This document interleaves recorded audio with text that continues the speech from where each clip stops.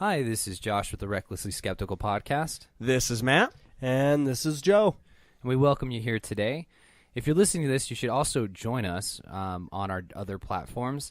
This is obviously Recklessly Skeptical podcast. We're only on YouTube for now. But you can also find us on YouTube at our personal channels, which is The Evil Atheist for Matt and Joe. And I'm on the channel ZZZ Giant Awake. And then also we want you to join us on Facebook at The Evil Atheist Facebook group, not the what page? Not the community. Okay, not the community page. Go to the group page for fun and debauchery. Awesome. Yeah, so let's get into some stories. Yeah, so February 12th was Darwin Day, and I got a article pulled up by Biography titled Charles Darwin. Charwin. We're just gonna call him Charwin. So it's 5 facts about the father of evolution. Charwin. So we all know who Charwin was. And these aren't that interesting of facts, but I just wanted to do it because Charles Darwin, fathered the idea of evolution, and he had gathered evidence for it. And it was extremely controversy in his day. It somewhat is still today, but not in the scientific community in any sense. But along the religious right, it's extremely controversy. So the first one is the father of evolution began life as a creationist, which isn't surprising, living back then. Yeah, and I've had debates with people in like Atheists of Utah in the group, and I've debated them on an informal level, just saying, hey, before Charles Darwin discovered evolution and kind of we realized and unpacked the implications of it, it was more believable to believe in something creation-based, more like a deist belief than atheism, because you didn't know how the world could have gotten to how it is now. Yeah, when we don't know, they had no clue how anything could have got here, all the variety of life. It's a lot easier to just assert magic, and that's what the majority of people did. So number 2, he possessed a unique hunger for knowledge. So during his 5-year voyage around the world, Darwin famously collected and cataloged countless plants and animals. Many sailors noted that Darwin was happy to eat many of the exotic animals he collected. So that's pretty cool. Yeah. Number 3, he delayed the publication of his theory of natural selection for 20 years. Darwin began formulating his theory in the late 1830s, but kept it under wraps for 2 decades. His grandfather had published early work in evolution only to be criticized by the church. Charles therefore wanted to build up a surplus of evidence before going public with his ideas. Yeah, and also, like, looking at the history of it, it didn't seem like he wanted to go at it completely alone. There was really what lit a fire under his ass to go ahead and publish when he did was I can't remember his name. Alfred Russel Wallace? Yes, that would be the guy. Yes, that's the next one. Yeah. They worked together, and Alfred showed Darwin like a paper he wrote on it, and Darwin said a lot of the things that Alfred proposed in there were the exact same ideas that Darwin had. So the very next year, 1859, Darwin published The Origin of Species. Yeah, and that was number 4 that Charles Darwin almost got scooped. And it sucks that we don't know Wallace's name as often as we should, because I think that he contributed to that field in a big way, both in credibility and also, again, if it wasn't for him coming out at those same times, there wouldn't have been the exact same amount of evidence. There wouldn't have been sufficient mind-changing evidence. And also, like, they co-wrote some stuff together. Oh, really? Yeah. Oh, that's cool. I didn't know that. So, all right. So number 5, this, I don't know why they put this one on here, but Darwin married his cousin. And it says, Which wasn't that strange back then, by the way. I just wanted to point that out. Yeah, Matt's trying to justify his own cousin crush. So a shadow of tragedy fell upon their offspring. Of their 10 children, 3 died in childhood. You think he would have saw that coming. And it does. I'm just saying. It does say here that Darwin worried inbreeding may have brought on the tragedy. Okay. Yeah, I'm sure. I'm not sure what killed the kids, but yeah, and inbreeding with cousins is drastically less likely to happen, like problems from it. It doubles the odds of you having that problem. And I had to do a video on this not too long ago on the Breakfast Club channel, which is also good to check out, where it doubles the odds of you having a genetic defect from dating your cousin, which is like goes from 4% to 8% or 2% to 4%. I can't remember exactly where that was, but if you have a child from a sibling, it's like 50% that child. Oh will yeah, have. I imagine. So it goes up like tenfold almost. Yeah, don't marry your cousin, kids. And don't marry your sibling, even more so. Yeah. So that's it on Charles Darwin. Next year, let's have a party on February 12th. Let's have a party. The next story is about Richard Dawkins. I'm sure most people have heard, but he suffered a stroke. So, I don't know. Which it sucks. And Richard Dawkins has done a lot. And he's a biologist, right? Evolutionary biologist. Evolutionary biologist. I don't know. He's a really cool guy. I know we all wish him the best and everything. He actually coined the term or the word meme. Yes. Which is pretty cool. I don't think a lot of people know that about him. Whenever I get the chance, I try to inform people of that. Did he also coin the term dank memes? Dank memes? I'm sure it was him. Word. Gotta find the dankest of memes. So it says he is expected to make a full recovery, according to a statement on the Sydney Opera House website. And the reason it's on there is he had his stroke 3 weeks before he was due to begin a tour of Australia and New Zealand. It was a minor stroke, and last I heard, his left side is slightly paralyzed, but he does have full cognitive ability. Yeah, well, that's good. That's the most important thing, of course, and hopefully he's not too impacted by this. And he is already home recuperating. So we wish Richard Dawkins the best. All hail Richard Dawkins, because we worship our atheist idols. God. Dank Dawkins. Dank Dawkins. So, we have another story, did you guys want to add anything? I don't know. We were talking about Darwin and Dawkins. I don't want to go to the next guy. It makes me sad. I know. Our next story is about Ted Cruz. So we were... Boo.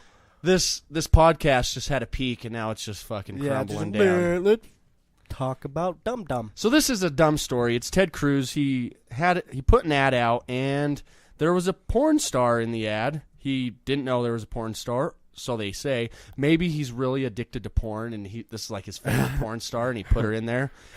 And he's recently She didn't say it once. She didn't tell me she was a porn star the whole 8 hours we hung out at my house. And he pulled the ad because some people were getting upset, evangelical voters. So...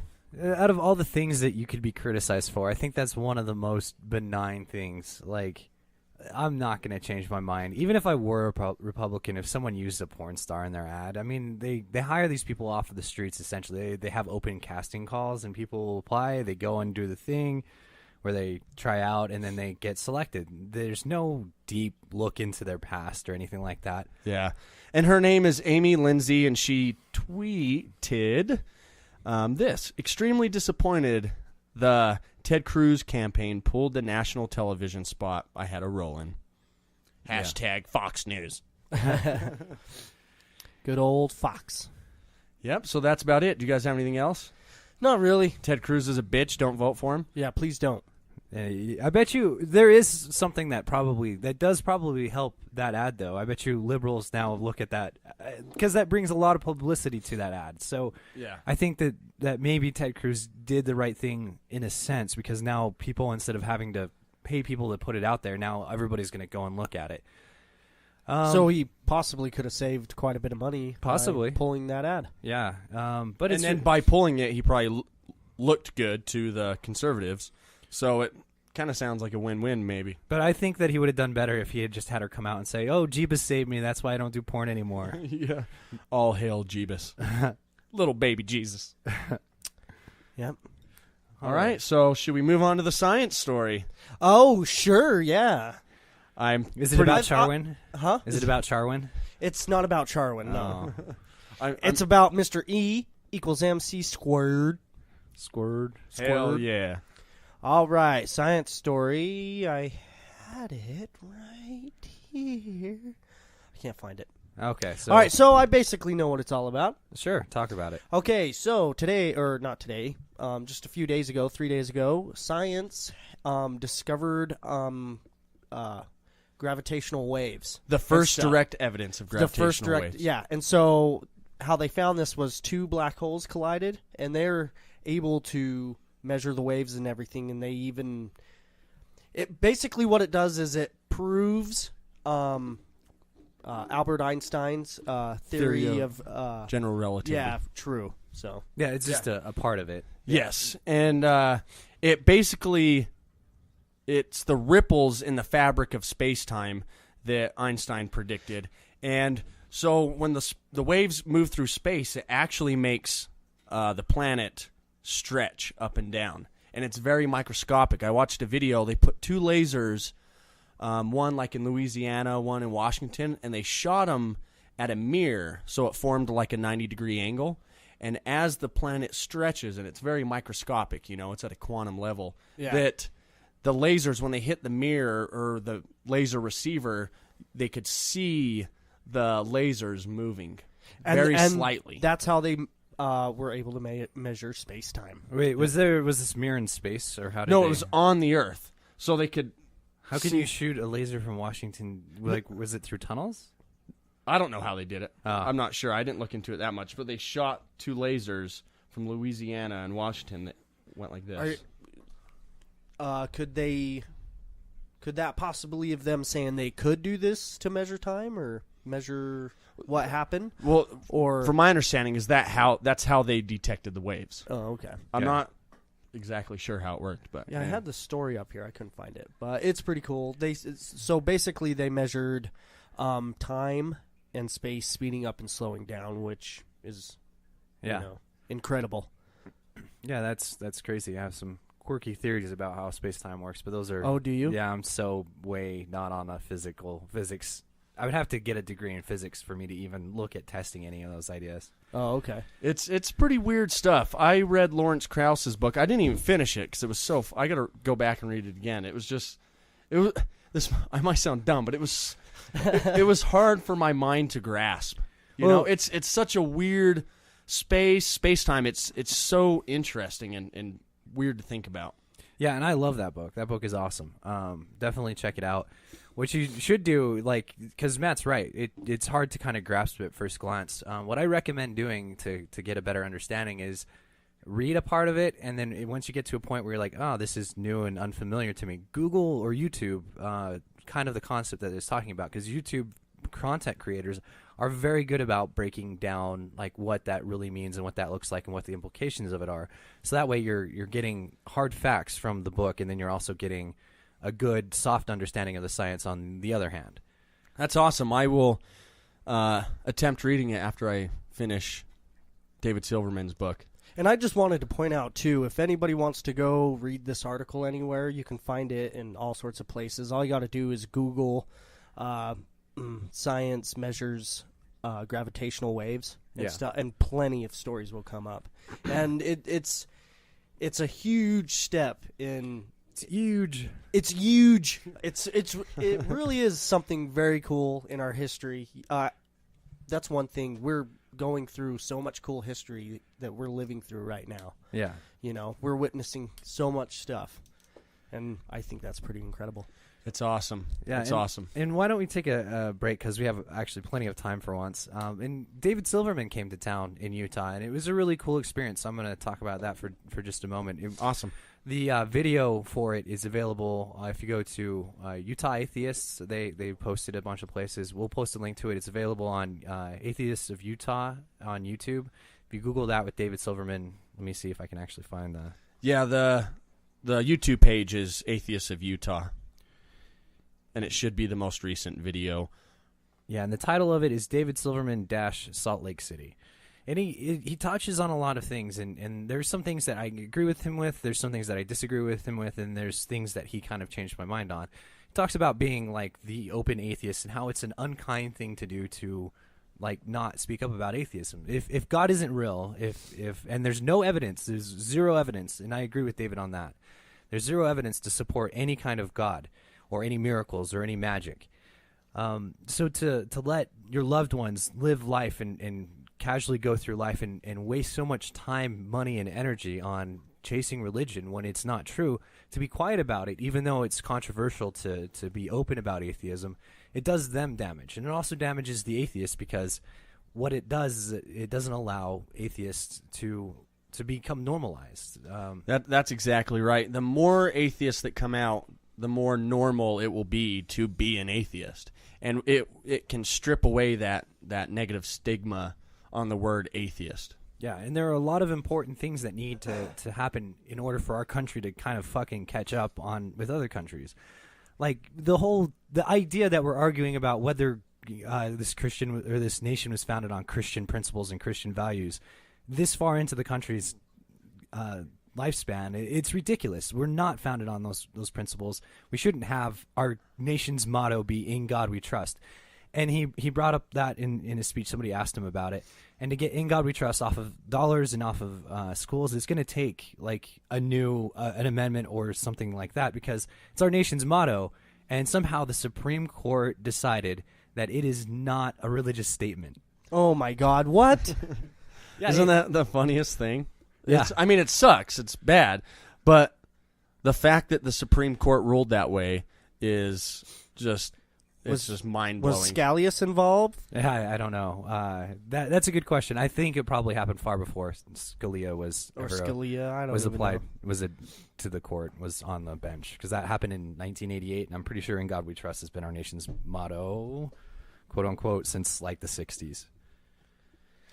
Alrighty, should we move on? Sure. Let's go to the secular story. The secular story. Secular. So, this is a story by Raw Story. Check them out. They're cool. Kentucky lawmakers' bill would require men to get a note from their wives to purchase Viagra.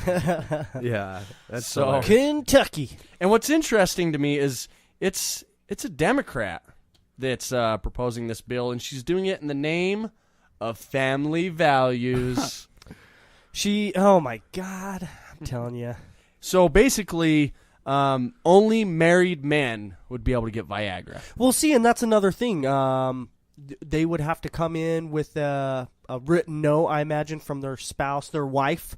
What about gay men and stuff? I don't know if it affects that, but I think that's a great point. If they only allow Viagra for straight males, you can't... Married, too. Straight married Males, yes. You can't pass laws to make it so if I want to go get fucking Viagra, I should be able to go get fucking Viagra. Yeah. Whether you're married or not, or gay, or whether your whatever. wife signs a note or gives you permission to do so or not. This law, if it got passed, there's no way it would uphold in any court. No, it wouldn't.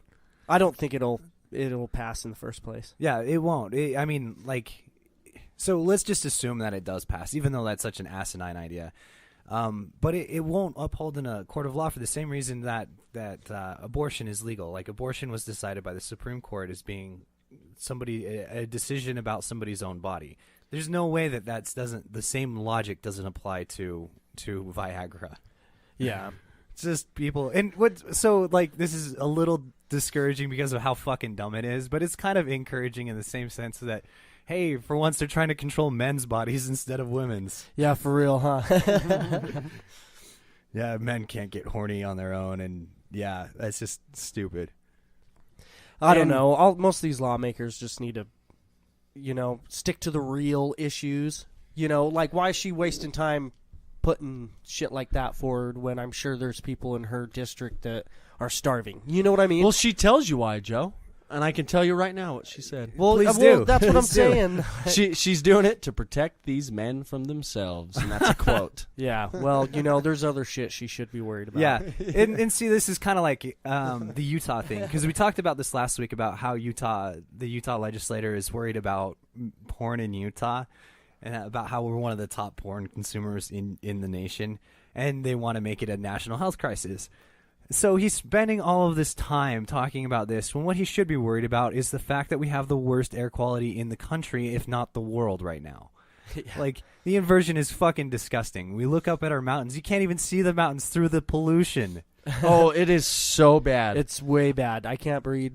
They said there's always a huge spike in people visiting the hospital for respiratory problems. And this year, time of year. This year it's 30% spike. It's huge. I've never seen the air this bad. And for them to focus on porn pisses me off. And to call it a public health crisis, no, this fucking air is a public health crisis. For yeah, sure. No shit. For sure. And if I want to jack off to some porn, I can. Yeah, so don't try and control each other's bodies, people.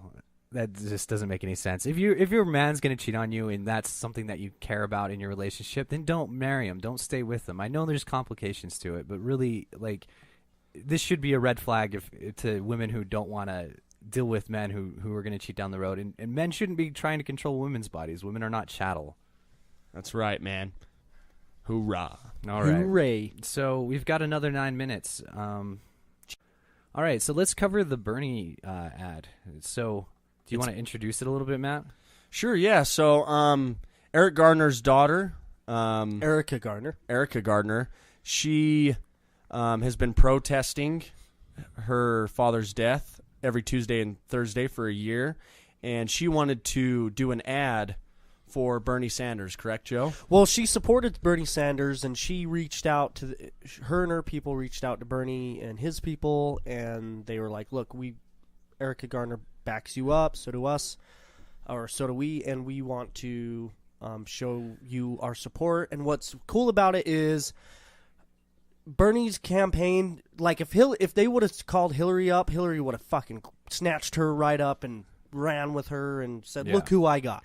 Yeah. But that's not what Bernie and his team did. They were like, "Okay, well, what do you want to do? How do you want to fit in here?" And they were talking about making a video. An ad. And just for everybody who doesn't remember or doesn't recognize the name Eric Garner, Eric Garner was a gentleman in New York. He broke up a fight. The police got called. He had nothing to do with the fight.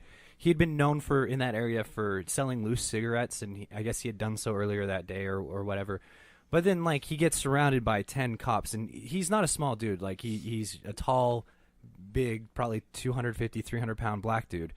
And what happened was the police, instead of de-escalating the situation or just letting him go, because he didn't do anything the fuck wrong, they decided that they're going to have to take him in, and Eric Garner didn't want to go willingly. He wasn't, like, fighting or doing anything like that. He had his arms up, and he was just like... palms showing, all of that stuff, said, "Don't touch me, don't get around me." And they decided that one of the guys came up behind Eric Garner, grabbed across his neck and held onto his windpipe to help to make him pass out. But the problem was that... And he was saying, "I can't breathe. I can't breathe." Yeah. And he died as a result from suffocation. And that rear naked chokehold is illegal. Police cannot do that. That is illegal, and they did it anyway, and it caused a death. So here's the advertisement produced by Eric Garner, not Gardner. Garner. This is everything that I have. My family. Family should be important to everyone. Mostly, I like being a mother. Alyssa, she's 6 years old. That's my baby, my only child. She likes to read me books, sit down and talk with me about her school. But there's a lot of sand in the car. Recently, she just learned about Rosa Parks and Martin Luther King. She asked me, did Rosa Parks not give up her seat for a white man? And I said, yes.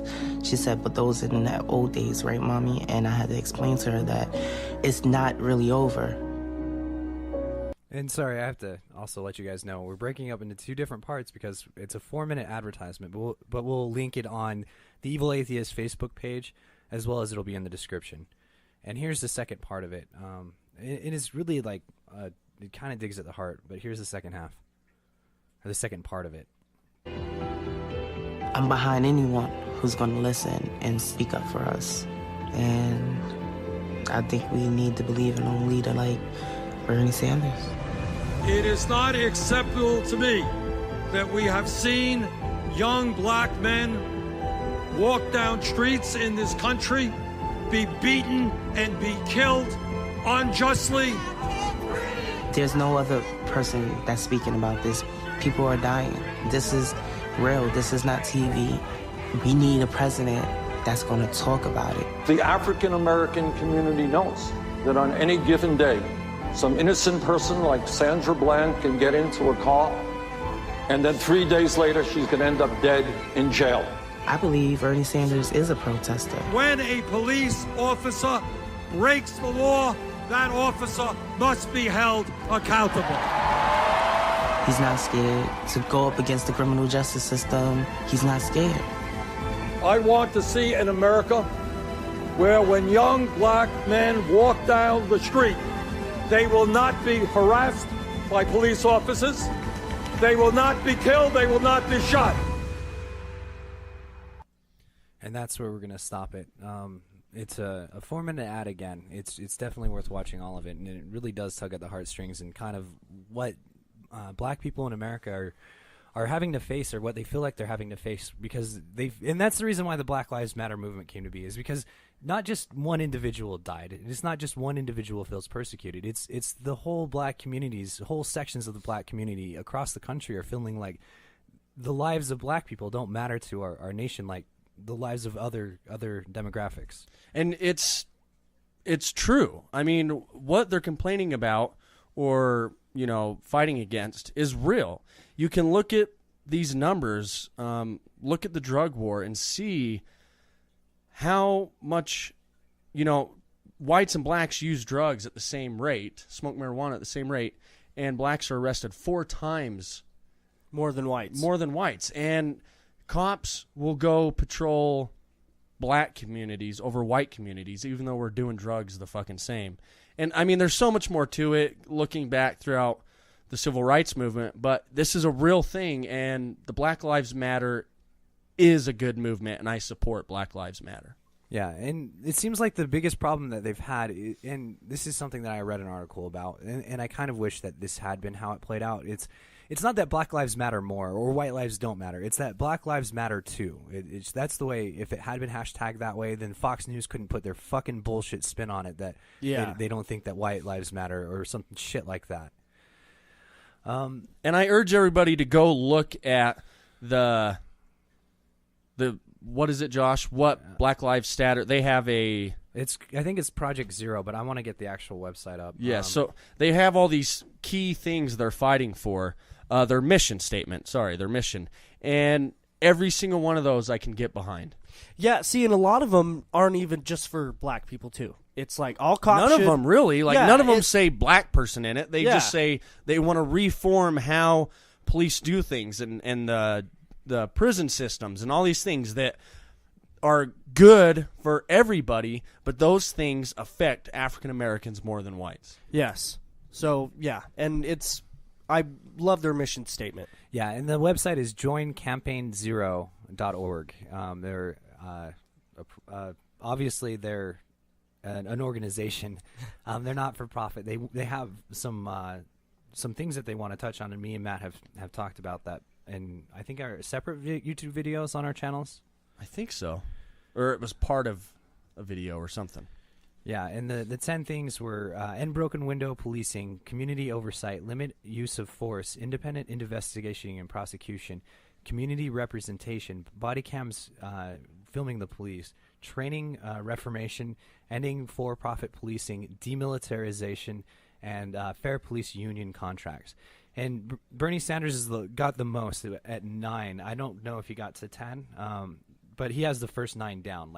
Bernie's in line with that mission statement more than any other presidential candidate. And he's been so since the summer. It's not like he's just like changing his thing to try and do better in South Carolina. He's been on point on this for years. Yes, and yes, Black Lives Matter wasn't a thing, years ago, but Bernie Sanders has been fighting for these things, or some of these things, for decades. Yeah, and it's time to wrap up the show. So thank you guys for joining. Join us for the next half hour. We're definitely going to touch on Scalia and also the hashtag Bernie or Bust, because it came up on the program last time, but we didn't have a name for it, and we looked into it. So we love you guys. Thanks for stopping by. I can masturbate if I want.